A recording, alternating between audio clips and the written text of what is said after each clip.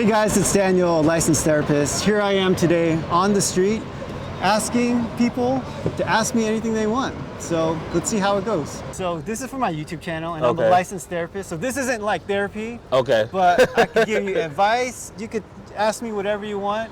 And so, my name's Daniel, by the way. I'm Keith, nice to meet you. Nice I do have a question for you actually. Shoot, how would you say is the best way to deal with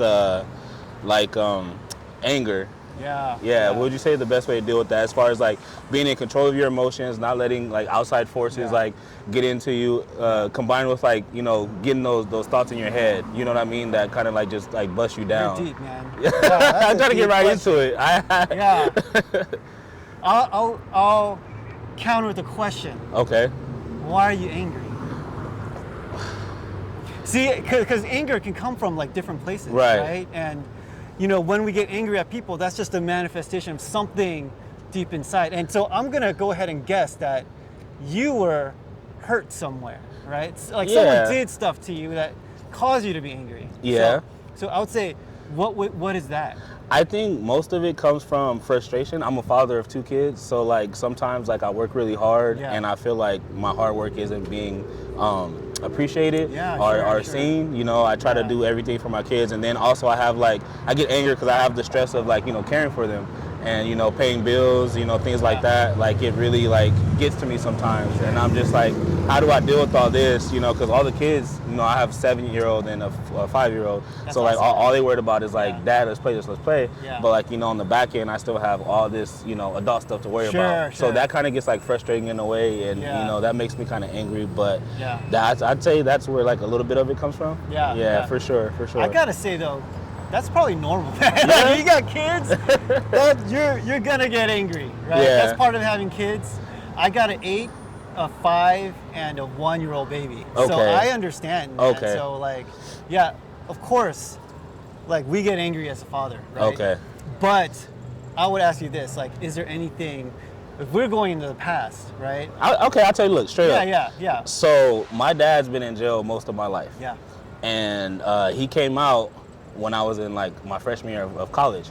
So I never had a dad growing up, and you know the cliche, never had a dad growing up, but I felt like he didn't care to kind of come in and make a relationship.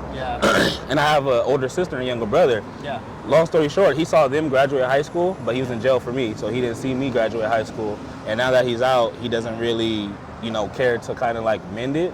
So like I feel like I don't have like a dad to go to. So like I'm always mad about that, because as a kid in high school, I would see after the games, everybody would come to their dad, you know, and their dad would be like, oh, good game, I saw you make that tackle. I had nobody there, you know, but my mom. You know, my mom was screaming for me, but at the end of the day, as you know, kids need mom and dad. No, there's no way around it. Absolutely. So that right there, to be honest, has me walking around like angry sometimes. But I'm trying to learn to control it, because I'm not trying to let my past define who I am now. But it's just hard, because I think about it a lot, and I try to change that within my kids. You know what I mean? So that's kind of like what I'm dealing with right now. And you're doing an awesome job. So like with what you got, and like where you are now, because some people they're like I didn't have a dad, and that's what I see. That's what they're modeled, and that's what they do. Oh, definitely, So I look at you and I'm like, dude, he's doing great. He's doing amazing, right? I'm doing way better for myself than what I could have. My dad's been in jail constantly. Like I'm a planner for Edison, so I designed the power poles, you know, stuff like that. So that's what I got going on. You know, so I didn't let it define me and stay in that same boat. I chose to jump boats and get to the in a huge way. You're like, this isn't gonna be like, my past isn't gonna be my future. Definitely not. Which speaks to how strong you are inside. Okay.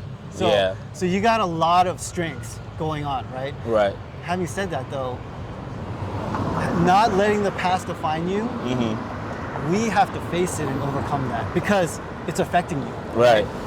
It can, I'm telling you, you can move past it. It can be something where you let go, you overcome, you process it, and it's gone, and that anger isn't there anymore.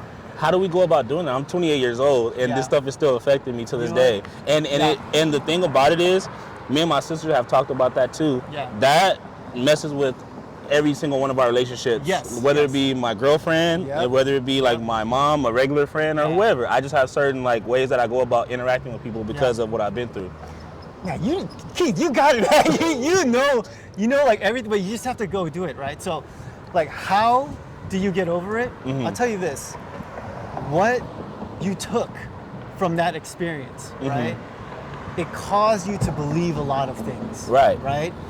And I would say that a lot of those things that you believe, and probably a lot of it is like about people, about relationships, about who you are, you know. I bet a lot of those things we could challenge and we could just like do away with, right? I feel like I can, but myself as a person, I'm an overthinker. Yeah. So like, and I have really hard time sleeping. So I'll wake up at 2 a.m.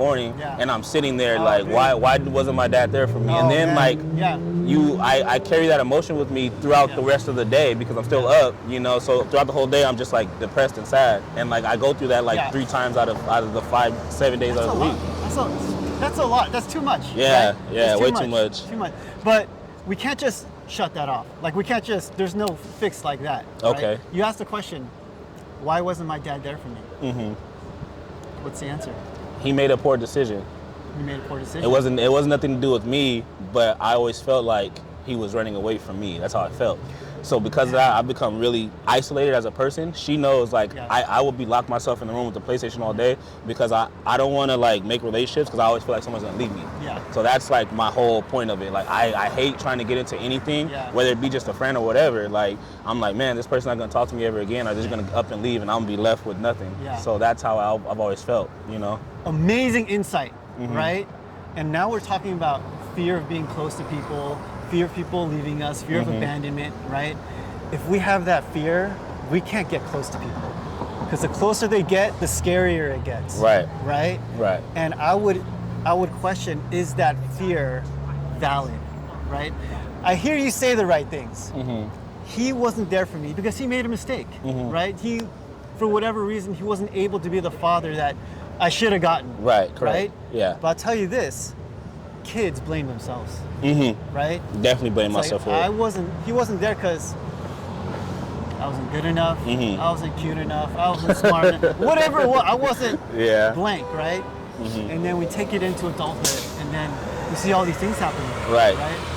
So, I feel like you understand, like you know all this stuff. I understand. I'm just a very emotional person, so it gets hard for me to wrap my finger around that. Because me as a father, I never put myself in a situation to be without my kids. Never, man. Like I just think so differently now. Like somebody like gets mad in the line or somebody cuts me off in traffic. My first thought is, if I do something, what's gonna happen to my kids? So like I it's mind-boggling to me like how a father of any type can just sit there and not care about mending a relationship. I'd be so heartbroken. I know you would too. Your kid's like, I don't want to talk to you no more, Dad. Like, oh man. What you mean? I'd be at their house begging it, and him, he's just like, I don't care. So just like, you know, and he's very old school, so that's just like my way or the highway type of thing, you know? So. Keith, can I ask you, like, do you understand your dad and why he does the things, did the things that he did, does the things that he does now? I mean, yeah, because my dad also had a hard upbringing. He found my grandma, his mom, like with a needle in her arm, overdose. So my dad's been through a lot himself. But I just feel like that can't be thrust upon your kids. Like what I went through, I'm never gonna put it upon my kids. I'm just gonna try to be better. So like I feel like he's been like that because what he been through, but he was so mad and he just took it out on me. I felt like my whole life, and then you know he was gone. So it's like I don't even know the guy. You know, and it's real sad for me because like I wish I had that. Like, you know, everybody around me has both of their parents and everyone's there for them and stuff like that. And I never had that. And those are something that you'll never get back. I'll never get my dad watching me on football Friday nights in high school. I'll never get that again. I'm 28 years old, you know? So that's kind of like the hard thing for me. It is hard, right? And you're right. We're never going to get that back. And there's no way to like go back in time and fix that. Right. We can only kind of make peace with it and move forward. Right? Because kind of like what I see, Keith, is like, I'm never gonna get that back, and we're kind of stuck there. Right? And we can't be stuck. I mean, ideally, right? Ideally we can move on and say like, I get it, I understand, and kind of wrap that up so it's not even a thing anymore in your life. But I think that's easier said than done. Definitely. You know? And I look at you and I'm like, man, this guy, what he's been through and where he is now, awesome, dude. Like, Doing great, yeah. I just feel like at the end of the day, like I'm telling you my issues in my life, but I feel like you can't complain. Everyone's dealt a hand. There's millions of people that would switch shoes with me instantly. Sure. So everyone's dealt a hand. You deal with what you got and you make the best of it. So that's just what I'm out here trying to do. Just make the best of the hand I was dealt. That's what you've done. Yeah. You did it, right? So mission accomplished with that. Right. We still have to like acknowledge, right? Like what happened and what's going on now. Okay. Yeah. So if you start to like learn how to compartmentalize like certain like issues, like how I'm trying to do, how do you like stop it from coming to the forefront of your brain when you're like going through like your day-to-days, you know what I mean? So like everyone's so individual, right? And I would say like what's coming up to the forefront, and then we have to kind of create an alternate way of thinking, because the way we think, it's like a train, right? We go down a track, right? Okay. And then like we're in patterns, right? Like, so we go down the same track doing every the same time. thing over and over. And now we have to like create a different track, right? And so we have to like switch this way of thinking, right? So like for example, you wake up in the morning, or you wake up at like 2 a.m. or whatever. How come my dad wasn't there? That's messed up. Like, dude, he should have been there. I was robbed. Friday nights are never gonna come back to me, right? Right. We have to switch it a different way, right? How come my dad wasn't there? Man, he had a tough life. He wasn't able to overcome. I have some kind of strength in me for some reason that I have overcome. I'm really proud of myself. I'm out there kicking butt. Like, that's amazing, you know? And we just have to create a different pathway to think. So you don't wind up in this place. Same place. You wind up in a better place where you're like, I forgive my dad. I'm proud of myself. I love myself. And like, yeah, and I'm feeling good. And then you can go to sleep, you know? Like, that's like, we want you to be able to just, man, you just get some rest. You got a couple kids running around. You need your rest, man. For sure. Yeah. I totally agree with that. I've been trying to do that. I'm just another type of person. I'm always feeling bad for myself and putting myself down. And so that's another thing why I'm walking around angry, because like you said, all the things you listed, there's no reason why I should be walking around with my head down. But yet I always walk around and constantly tell myself, I'm not good enough, I'm not this, I'm not that. And that's because of that. Because I felt like, oh, he left because he felt like I wasn't good enough. So like, I'm always walking around putting myself down. But, you know, obviously my girlfriend's always like reminding me, like, you know, I'm a great man, you know, I'm doing what I'm supposed to be doing as a father. You know, I have a great career, so it's like, you know, there's nothing, it's just that internal battle, I guess, you know, that I'm always fighting, but. So that's very, very insightful. And let me tell you, like, or I would say this, right? All those things that you're saying, you're not good enough, hard on yourself. I would want you to take all that, draw like a boundary around it, and then make like one voice, right? And I want you to like set it there, right? Okay. And say like, that is not something I should listen to. I got you. Like that is, I need something else. There's another voice in there, saying like, Keith, you're the man. Yeah. You're the man. Look at all you've overcome. Look at where you are now. You're a great person. You have so much strength. You have so much personality. Like, people love you. You have so much charisma. All this stuff, and you have to create that other voice. Yeah. So when that voice, if you're nothing, you're like, that's not true. That's not true. No way. What are you talking, like, you know? Right. Definitely got to start listening to that. We need to develop that kind voice inside of you. Because honestly, Keith, I would say that all those accusations, those negative things, developed from like what happened with your dad, right? That all kind of spawned from that. Yeah.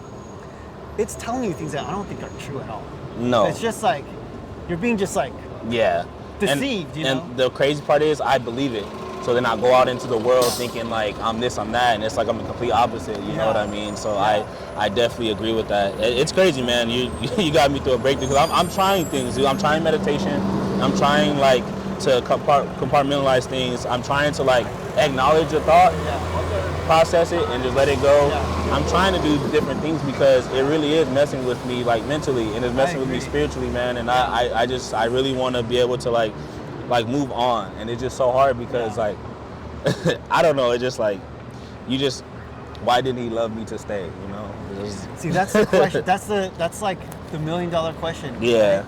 Yeah. And you know in your head the right answer, but in your heart you're like, it's cousins. But that's not true, right? And I know it's easy to sit here and say that, but we need to believe that. Right. Right? Yep. We need to believe that. Because at the end of the day, Keith, that's what's true. Hey, we know up here why he did it, right? Because think about it, Keith. If you had you as a kid, how thrilled would you be? I'd be happy. I'd be like, dude, this is my kid. This guy is the best thing Yeah. in the whole world, right? There's nothing that's gonna keep me from this kid. Right. But your dad just had different circumstances. Yeah. Yeah. And maybe just he wasn't, you know. Yeah. And I mean, I'm not trying to stay mad at him. Like, I get it. That's Like, great. everyone goes through something. Like, what I've heard one time is people say your parents are just a person who had a kid. Like, we expect them to be like these superhuman people and this and that. In reality, they're just some random person who had a kid, you know, and they're trying their best just like they can. And so that's when I got to the conclusion, hey, deal with what you were dealt, you know, and just try to be better than what you've had. And like, you know, everything should work out for the best. I agree with you. Yeah. And so if there was like one thing I would say, you know, like one piece of advice, one thing that you could do just to get the ball rolling, right, is to really love yourself. Be kind to yourself. Like, acknowledge like those good things. Like, I met you, like, how long are we talking? Like 15 minutes? Yeah. I can list off the top of my head like 10 things that's like amazing about you right now. I just want everybody to be happy, man. That's it. Yeah. The world was happy, we'd be straight. And to do that, you gotta be happy. You gotta love yourself, because you know the world needs you, right? There's one Keith out there, and he's gotta be 100%. You know. Man, why you made me do this? This is a good thing, man. Yeah. It's a good thing. So it's taking out the poison. Yeah. You know, it's good to talk about it, and I feel like you've done the hardest part. Right. You faced it, you know, and you have a lot of insight. Like, you know, that's one of your strengths. Like, you're just really smart emotionally, right? Yeah. Like, you know what's up. Like, Yeah. You're really smart emotionally. So it's just that everyday battle. and not just like, because some people, they tell themselves and deceive themselves, right? Yeah. You gotta look at yourself and say, like, really, why am I Right. so awesome? Yeah. I show up every day for my kids. Yes, sir. Go to work. Yep. You know, have integrity. You know, I'm a light. I'm just bright, and like people around me, you know, like I bring them up. Right. Or whatever it is. There's like, Yeah. I'm sure there's so many things. Right? Yeah. And so it's all based on what's real. Right. We're not just trying to say, I'm the greatest just because I am. Yeah, right. There's some real things that you can say about yourself Make that are me just great. amazing. Yeah. Never thought about it that way. I've always like just woke up and looked at the negative and see what I needed to improve on, instead of looking at the positive and see what I already have. Man, if you can switch that, and if you can like take that voice, put it in a cage or something, right? It's not gonna disappear, but Just lock gotta it put 'em away. Yeah. And then like, who's that positive thing? Because it's how you would treat someone you love. Right. Right? Because it's kind of like the angel and the devil, right? And if you see that person saying like these mean things to someone you love, Yeah. you're gonna say, wait, no way, don't Right. listen to that person. Mhm. You're Of great. course. You're right. Yeah. It's what you would do to someone you love. You just gotta do that to yourself. Right. And And so that's crazy, because my kids all the time are, I love you, Dad, I love you, and like I still feel like I'm bad, you know. Yeah. I gotta stop. yeah, And be better for them. yeah. So you're not bad. no, Right, I'm Keith? not. I'm good, man. I'm good. Dude, you're amazing. I'm good. Yeah. I want everybody, man. I want everybody to have love and happiness in their life, man, and that's it. I don't wish nothing bad on anybody, even people who've done me wrong in the past, man. I want everybody to like prosper and like be good, because we have one life, you know, and who wants to live a life, you know, where it's, you know, they don't have money, they don't have happiness, they don't have nothing. Like, no one wants that. Yeah. And I want that for everybody, you know. So I mean, if we can spare a little bit of that, then That's it awesome. will be better. The 1% better is Yeah. what we try to get every day. 1% better. Yeah, that's beautiful. And we need you, like we need that out there. Right? Yeah. This day and age. So we need you to like take off all that crap so that you could just do that and just be free. Just got be in you, the man. world and do that. I got you, brother. So I got you. That's what you gotta do, Keith. Yes, sir. Thank you for that, man. Appreciate Thank that. you, brother. I appreciate you talking to me. Appreciate you, man. All right.